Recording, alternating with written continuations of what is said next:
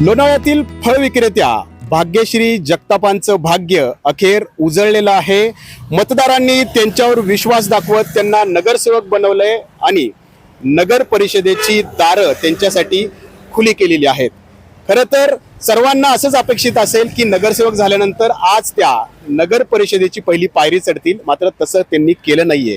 कारण फळ विक्री हा त्यांचं उदरनिर्वाहाचं साधन आहे आणि त्यांनी पहिली पसंती या फळ विक्रीला दिलेली आहे। त्यामुळे आपण बघतोय की पेरू विक्री करण्यासाठी त्यांच्या स्टॉलवरती पोहोचलेले आहेत। खरं तर हे आदिवासी समाजातलं कुटुंब आहे आणि म्हणूनच आज नगरसेवक होऊन सुद्धा त्यांचे पाय जमिनीवरतीच आहेत हे आपल्याला यातून अधोरेखित होतं। आपण त्यांच्याशी बोलणार आहोत। ताई, 24 तास निकाल लागून झालेत, नगरसेवक होऊन 24 तास झालेत। पहिली पायरी तुम्ही नगर परिषदेत चढल असं सर्वांना अपेक्षा होती, तुम्ही मात्र फळ विक्रीला प्राधान्य दिलेलं आहे। माझ्या मतदारसंघांना पण हीच अपेक्षा आहे की मी पहिली पायरी नगरपालिकेमध्ये चढावी, पण माझा उदरनिर्वाह याच्यावर आहे। मी पहिली पायरी माझीच चढणार ना, माझा उदरनिर्वाह याच्यावरती आहे। माझा व्यवसाय मी आज गेले 10 वर्ष झालं माझा उदरनिर्वाह याच्यावर चालतो, तर मला पहिली पायरी मला हीच चढावी लागणार ना। तर नगरसेवक झाले की सगळे सत्कार करत फिरत असतात, तुम्हाला अपेक्षा असेलच तिकडे जायची, करणार आहेत ना, पण ही आपली पहिला हा सत्कार आहे माझा, आणि तिथून पुढे माझा नगरपालिकेचा सत्कार आहे। आता हा व्यवसाय यापुढेही सुरूच राहणार आहे का की केवळ राजकारणच करायचं? नाही, दोन्ही करणार आहे, राजकारण पण करणार आहे आणि व्यवसाय पण करणार आहे। कारण की राजकारण जनतेच्या विचार घेण्यासाठी आहे की त्यांचे विचार काय आहेत ते आपण घ्यायचे, परत आपण नगरपालिकेमध्ये जाऊन त्यांचे मांडायचे।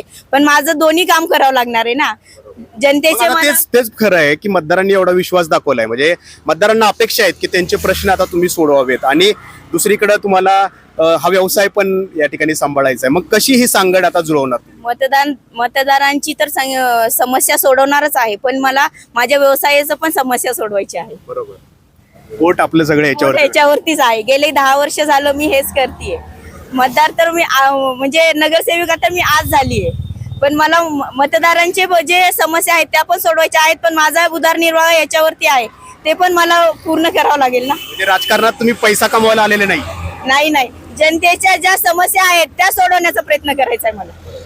तर आता जबाबदारी येऊन पडणार आहे त्यांचे पती महादेव जगताप यांच्यावरती।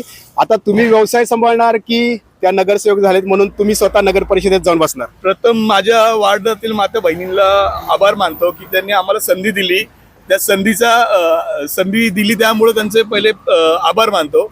त्यानंतरून मी पहिला माझा व्यवसाय आणि नंतर माझ्या वार्डातील जे नागरिकांच्या समस्या आहेत त्या सोडवण्याचा प्रयत्न करणार। प्रथम मी दुकानावर थांबेन आणि ही नगरपालिकेत जाऊन त्यांच्या समस्या सोडवण्याचा प्रयत्न करेन।